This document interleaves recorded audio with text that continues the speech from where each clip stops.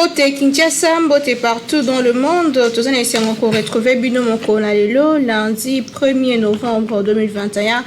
Bisika Bozwa Mina Mokili Mobimba na cadre Kolanda émission qui notre politique à l'autre Pessi Bino Mbote. Bonjour, bonsoir. Ezo dépend na air aujourd'hui libako ya Kolanda biso boyeba que lelo ezali 304e jour et année, c'est-à-dire que donc il est presque na fin de l'année année 2021 année 2021 ezo pousse na à grands pas vers Soukanayango lelo na cadre émission qui est politique to relobela moi ba question d'actualité to za wana pona ko analyser donc on a bino d'actualité politique ya mboka na biso pourquoi pas comme ba solution to pesa maloba na ba politique ya mboka na biso ba tendance confondue nyonso biso to yamba batu nyonso awa na cadre ya émission kindoki politique ya lelo to yambeli bino monsieur Providence Lukuli azabongo activiste pro changement nakati ya mouvement Filimbi pe lisusu initiateur ya Arsha na yelongo to sola moi mingi na wetali ba question d'actualité azape nakati ya bloc social pe politique wapi bazali côté likambo ya seni politisé pe bongo na bongo mona mboka Providence Lukuli Mbote nayo Mbote mwana mboka Naomi yamba bana émission na biso Arsha la kisinini et puis ba objectif na wezaini lokola oyebi yango bien l'autre fois nazaki na émission na yo Arsha ezali na lomoko artisan du changement. OK. Ezali synergie citoyenne o esangisi ba activiste pro changement ebele oyo ba evraka déjà na kati ya ba mouvement citoyen mais seulement to sangani to sali bloc pona ko militer autour ya changement ko mener ba action poete mbongwana ekota ya solo na kati ya mboka na biso. Bien voilà to ko bada émission na biso qui politique to za quelques sujets d'actualité quelques dossiers to ko développer na kati émission na biso ya mboto kende plus loin to ebi que lelo ezala qui normalement rentrée scolaire pour na bana o ba zala ki ba école ezala ki en grève ba école catholique conventionnée ezala ki en grève kasi selon ba information ba école mingi penza zongité malgré ba négociation et salemaki malgré boyo kany entre ba bac syndical pe gouvernement congolais na le kabetali gratuité enseignement analyse na yo par rapport ya sijiana ya mboko kende plus loin na ba dossier mususu mokola lelo regret zali makasi mwana mboka Naomi toko mona lelo éducation ya bana na biso ya baleki na biso kozala bongo bafoué mwana mboka Naomi soki olingi mona ekolo moko et disparaître 10 ans après 20 ans après ezali au terme kwa loba négliger to combattre kaka éducation na yango. Je pense que makambo ekoleka autour ya ba grève ya ba enseignement ezali manque ya responsabilité ya ba o ba kokamba omona wapi na constitution na biso balobi ete droit ya grève ezali bongo garantie mais toka mweki komona moto akokamba ministre de tutelle ya enseignement supérieur et secondaire kolobe ete bako désactiver ba enseignant nyonso oyo tout bazali kosala nini ko revendiquer ba droit na bango mwana mboka enseignant wana babanda ikozwa combien mingi ya mbo gratuité ya babanda ikozwa ba 500 ba 600 dollars ba 700 voire même pour certains ba 800 mais lelo ba kozwa combien barrière pe ezali ebele ba prime na bango donc okomona ete ba enseignant wana bazali lelo appauvri bazali na droit le plus noble, le plus légitime, il y a qu'on revendiquer pour être bazali pe na mikumba ebele, bazali ba père des familles moi mboka Naomi. Toko boya te gratuité d'enseignement, ngai personnellement, pe congolais nyon surtout, yesengeli na ye à soutenir au babengi gratuité mais impact ya gratuité justement pour bana nyoso batanga eza bana batanga tozali na posa te bana bakende kosala ba surpeuplement kaka na kati ya ba école mais toli na posa bana batanga na ba condition moko malamu tozana posa ete gratuité moko oyo kobimisa ba diplômé moko oyo bakozala ba diplôme gratuit, des diplômes qui ne vont pas servir la société. Tozali na posa ya bana nyonso bakende na kelasi po ete bazwa mayele ya korelever ba défi oyo kozela mboka na biso. Mais komona lelo gratuité oyo lolenge ekosalema bazwaki ba mbongo, bazwaki ba financement. Mais pour nini te ba ko améliorer conditions d'enseignement. Oui, to komone te et comme décision moko populisme, bosali kaka po bato ba mona kaka keto salaki, donc qualité enseignement et kotala lisusu te. Et ko kipe lisusu te que non qualité enseignement mo faut dans la qualité. Et ko kipe lisusu te. Na minute oyo bakomi ko sala makambu kaka po bato ba mona te to salaki biso to yaki na gratuité. Mais ce n'est pas ça, c'est sacrifier toute une nation. Lobi ba oyo ba ko kamba biso. Lobi ba ko zala te banani ba ko diriger. N'est-ce pas que ali bana oyo ba ko tanga lelo. Soki lelo to ko bafouer éducation na bango. Avenir nini to ko garantir na mboka. To ke ni malembe s'il te plaît, to ke ni malembe tangu bazolo balikambe ezali que batu bamsusu batu quelque part bazo bondisa gratuité enseignement on ba en grève parce que c'est le ministre ba enseignant na ba futa mara mais ba senga amélioration ya salaire na bango et puis to mona ki bana ko na palais du peuple nana mais bana on na palais du peuple n'est-ce pas là une main noire résolinga que gratuité enseignement ezala quand même saboté. Mwana mboka gratuité d'enseignement motote akoki kobundisa yango po ete moto nyonso tu ali na posa ete congolais tout atanga azala na accès na kelasi mais eloko ekosala ete gratuité d'enseignement créer problème ya linini eli manque ya ba précaution manque ya organisation ya ba oyo ba instaurer gratuité. Instaurer gratuité sans pour autant tenir compte na ba élément ebele notamment vécu quotidien ya ba enseignant. Oui, enseignant moko ba ne ko joa $500 lelo boko réduire na 300 bolinga betemno maboko pendant que yaza ki na ba charge na ebele. Enseignant basengi te que non gratuité katana basengi kaka amélioration ya vécu quotidien na bango po bango pe bali ba tolokola bato nyonso ba komona ndenge boko pesa ba ministre ba jeep ba komona ndenge boko pesa ba député ba jeep bango bato ba kotangisa bana na biso ba ko mériter yango te parce que baza ba moins congolais que les autres. Derrière tout ça Église catholique a kendo kozala derrière ni église catholique atikala kozala derrière les kambo mabete mwana mboka wane zalinde baye oyo bakokoka te na mokano na bango bazwaki bakoti na méthode d'intoxication bazwaki ba mesure ekomeli bango charge mbongo ekokende mingi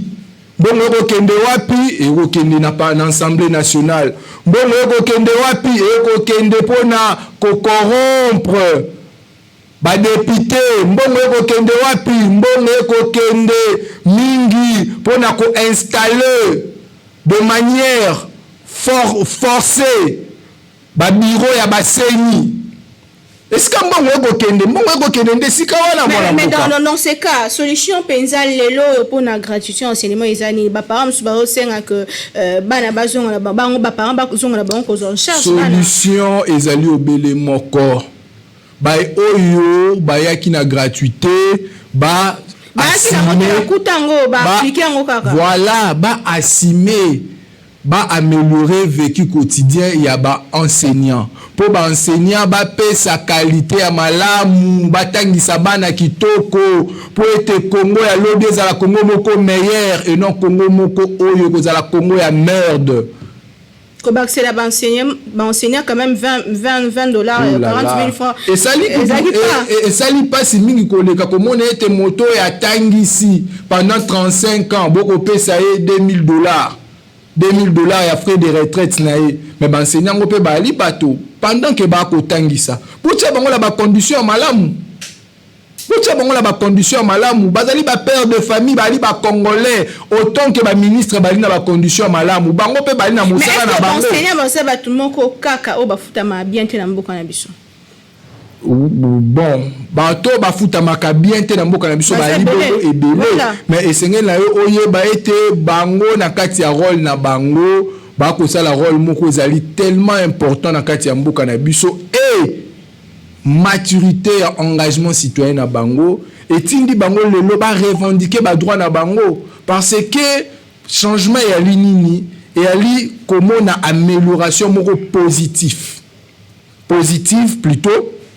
baye oyo baye to ba appliquer gratuité de lolenge okoloba bakutaki ba enseignant surtout ya ba école conventionnée catholique ba bande kozwa combien lelo ba réduire bango na combien régression wana ndesika bango bako se sentir lésé moi na ndesika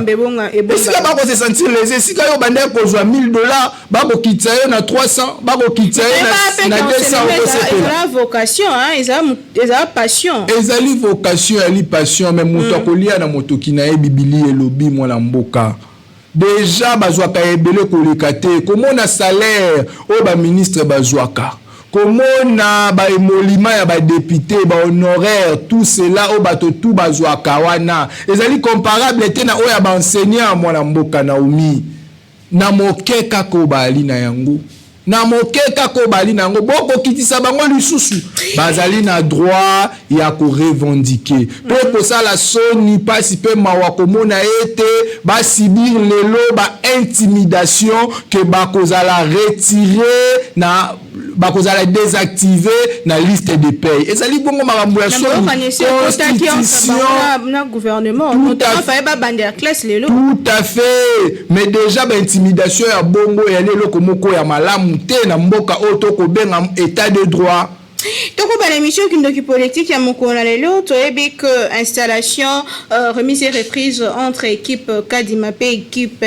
ya Corneille Nangue Salemaki vendredi eleki train eza déjà en marche kasi bande ko ebele na bangambu mosusu bazali toujours côté de la équipe o ekoti normalement photo kende déjà na ba élection na 2023 installation à nouveau bureau ya Seni et likambo etali bongo ba refus de part et d'autres. Qu'est-ce qui va se passer alors que au bureau à Seni c'est côté na mosala train côté déjà en marche ezali soni ezali pasi ezali mawa mingi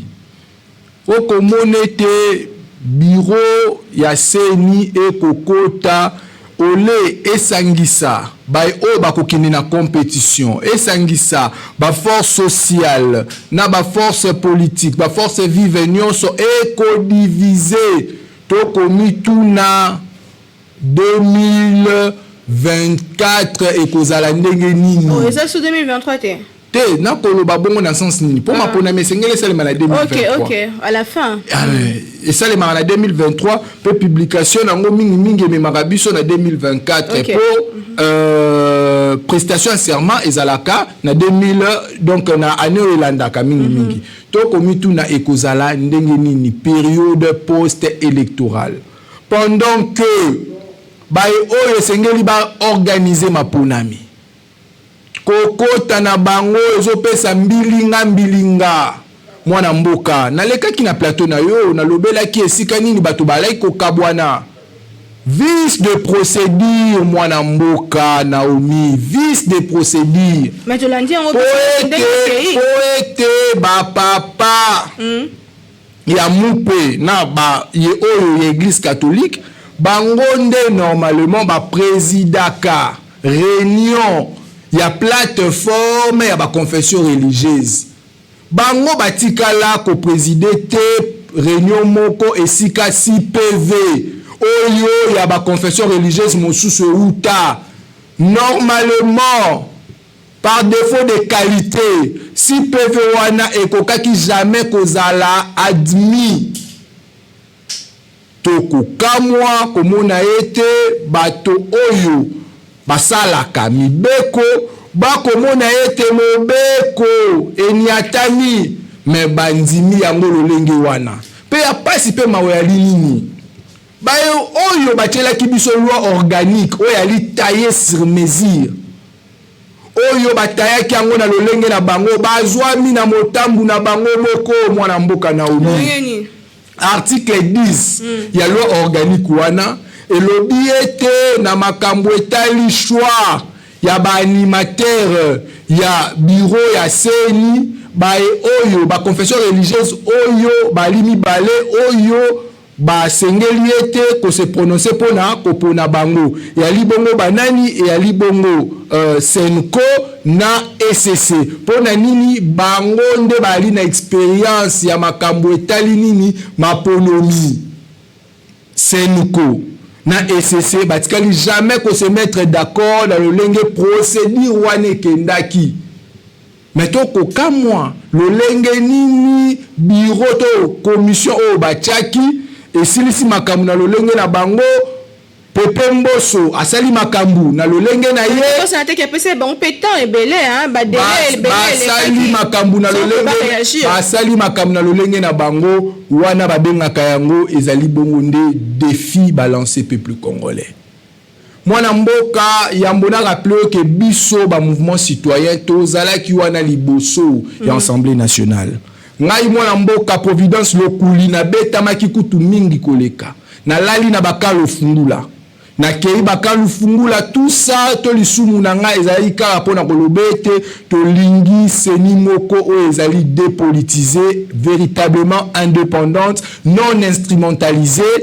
pe oyo ko organiser maponomi na délai constitutionnel lisumu na biso ezalaki wana to bandai ko déclarer to ko exiger large consensus autour ya désignation ya ba animateur ya seni wana ya pas pe mawali nini ba o to zalaki ko manifester na bango ba activiste ebele nzokande ebele balongwa na bango ba activiste bakoma bongo ba affairiste bazui kanyaka tout le monde bakomi koyamba bango l'Assemblée nationale lobby sima yako lancer défi na peuple congolais na forcing oyo basalaki lolenge ya kokoti ya bureau wana na makasi tout le monde ba activiste misusu bakoyoka soni te ngala komi kobenga bango ba affairiste po bayebelo ko bakoluka te koloba ete ba prendre acte pe ba féliciter bureau wana oyo koti ya sika na tuna ki motuna mosala nini babandai kosala liboso ya Assemblée nationale babandai ko réclamer nini au juste na comprendre ete bayebeloko ba kosala te pe bayebi combien vaut l'engagement citoyen te. Or actuellement le peuple congolais a atteint un niveau où on ne peut plus lui manipuler. Tous on a moi si mon qui est de Providence poto qui n'est malembe population comprendre biso malamu les lois to ebi bien que mbele pesa mele ki que ba confession religieuse ndeba pour na président ya CENI ba pesa ki bango temps ba pesi bango le sautant ba délai mingi président Bosso a pesa ki bango mais ba boya ki ko répondre mingi ba bande ko boya ko yokana lelo bisika to comme monsieur Kadima azali non seulement intérêt mais après qui serment pas continue kata mosala faute wana eza ya nani wana eza question liboso et puis tango bino ba ya ba activiste peu bandeko ya résistance bazo télémé kambetali CENI politisé bozo luka nini exactement nini faut salema ba bandela ko kotisa bato ya CENI to ba bandela loi organique o ya CENI o ezaka déjà à l'époque voté et puis adopté l'Assemblée nationale. Deux questions mais liboso na koloba boye o etali faute actuellement na stade o to komi faute et ali na bae oyo ba moni forcing na makambu o mwana mboka na omi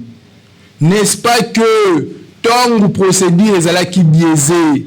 bato ya SCC ba papa ekolo ba papa molimo ya SCC na ya catholique ba ebisi baninga boya to se mettre ensemble to pona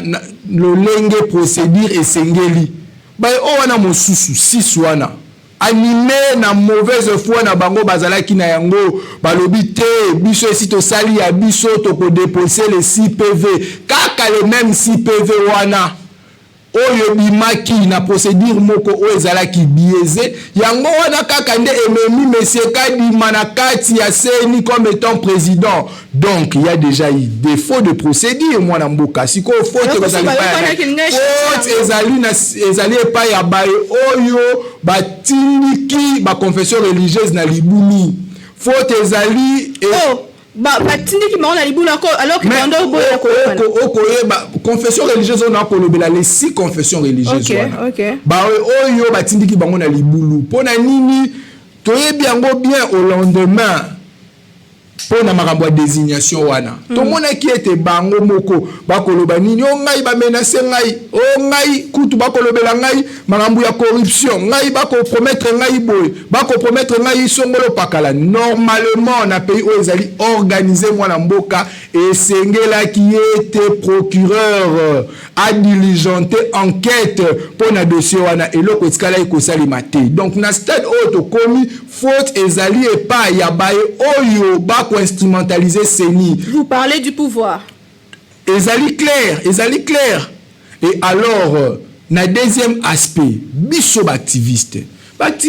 biso to senga ki ebele makasité, to senga ki pe ya pasité, to senga ki kaka ke non to za na centrale électorale moko oyo kozala réellement dépolitisé. Et lingi koloba ete CENI moko oyo kozala na danse ya pouvoir te. Oyo ekozala te na bayi politique oyo ekojouer te to kozala na même mise noire ya politique te oyo ekozala réellement dépolitisé peu indépendante. Donc vous sentez que la CENI monsieur Kadima même mise Moïse Likolo. Mais déjà pour nini baye ya SSC na baye ya église catholique boyaki ko participer na lolenge makambo bande ko kende pour ete baye baki que makambo lolenge ko kendele main noire politique moko ezali derrière un candidat na yango basenga qui était procédure ezala respecté malheureusement procédure etikala kozala jamais respecté biso activiste to manifester ki po tozali na posa ya ba ponami ya kitoko tozali susu te na posa ya ba ki perd gagne mwana mboka ba ki perd gagne wana et faire reculer démocratie na biso yango to komone ete to kozala ba kondi moko ba kozala toujours na problème ya illégitimité et illégitimité wana ekomema bango bazala toujours jamais redevable liboso ya population bakosalaka makambo na lolenge na bango or esengeli na population à se retrouver vécu quotidien population congolaise il faut et la population congolaise il faut ezala bongo améliorer malheureusement eloko eko salima te mwana mboka lelo yo to le bela fonds social et politique wisika pe batobele basangani babozo bazo benga ngo monstre plusieurs têtes parce que de côté la muka to côté FCC ba ennemi alobi ba komi ba mito ebité ba to côté pe bande ko ya lisanga politique na bino ba activiste des droits de l'homme bon j'ai vraiment eza majeur na kati ya lisanga on ezani. Mais ali simple mwana mboka tong bako benga bato bako benga ngo ndenge yo koloba bato te toyebi ba oyo bako luka ba intoxiquer population nyonso ayebi ete makambo lolenge kokende malamu te population nyonso azali d'accord te na entérinement ya forcing oyo esalemaki bongo na Assemblée nationale na yango ba papa ya molimo babengisi ba congolais banso lokola moto moko to mene bongo ba action pona ko exiger dépolitisation ya CENI lisumunde yangwana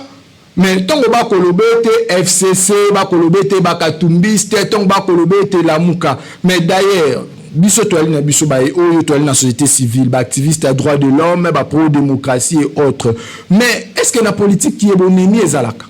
adversité politique ya libongo logique mais à un certain moment on appelle salemi et ali coalition politique té ba mitiami ensemble pour na ko défendre une seule cause to ali biso nyonso ezo pekisa te zo tala ekolo ya moto te e ko tala couleur ya moto te e ko tala ba divergence ya moto te biso banso oto ndimami autour ya idéal moko to ali na posa maponomi moko to ali na posa ya maponomi moko kitoko na 2023 ndeto sangani ensemble pour na kolobe trop c'est trop. Marche il y a le 6 novembre poto Silisawana. Vous pensez que marche comme Manabalabala ça va changer quelque chose alors que Kip Kadimasie continue. Ko manifester mwana mboka ezali droit moko constitutionnel. Ko manifester ezali droit moko constitutionnel. mwana mboka baye oyo basali et ali bongo forcing ezali défi balancer ba souverain primaire na yango batata ya ecclesia batata ya molimo babengisi biso bongo les 6 biso banso tokozala na bango peuple congolais souverain primaire tokozala bongo na balabala pona koloba trop c'est trop pasi eleki dictature toboyi maponomi moko ya kimoyibi toboyi maponomi moko ya lokuta toboyi maponomi moko fantaisiste toboyi maponomi moko oyo kobinisela biso baye oyo tokovote te tolingi seni moko oyo kozala libre seni moko oyo kozala véritablement indépendante mais tongo baye babimaka na balabala basantandaka na nini tozali bongo komanifeste desiderata na biso tozali bongo komanifeste mabe mécontentement na biso tozali bongo ko manifester pacifiquement ko dénoncer forcing esalemi na seni kolobete biso souverain primaire to ali d'accord que koloba na baye o ba ko kamba dictature ba ko installer to kotike la bango yango pété mwana mboka est-ce que oyebi ete maturité il y a engagement citoyen la population congolaise à atteindre à koki lisusu ko accepter usurpation à pouvoir été to monete to zana baye moko ba kokota na ba fonction élective de manière usurpatoire et kosimba lisusu te esengeli bongo vérité des urnes et triompher peuple nde mokonzi to ana posa maponomi moko ekozala libre crédible transparente et apaisé surtout mwana mboka lolenge bango bakoti ndeko kadima est-ce que oko penser na période préélectorale na période post-électorale ba attention nini yali déjà te autour ya désignation à bureau wana oza politique te oza ndeko activiste pro changement lelo ndeto okende na makambo yango ce qui est salemi que bosali ba marche ti 2023 changement et salemité bureau ya seigneur tika monsieur Kadima bandeko ya opposition nde bomba dinga komi benga ba okende mapona mitote na yebisio mwana mboka kanga date ya lelo oyo bureau wana ekolongwa po ete ekoti na consentement ya population te pe ba force vive bazali d'accord te na lenge oyo ekoti ya i forcing et alors esengeli ete to reprendre makambo esalema lolenge esengelaki esalema c'est vraiment bondimi pe glissement poso bureau Kadima la tese que tolobi boye makambo ya glissement réalité tozali makambo ya glissement réalité mwana mboka tozali bongo na 2021 on a suffisamment le temps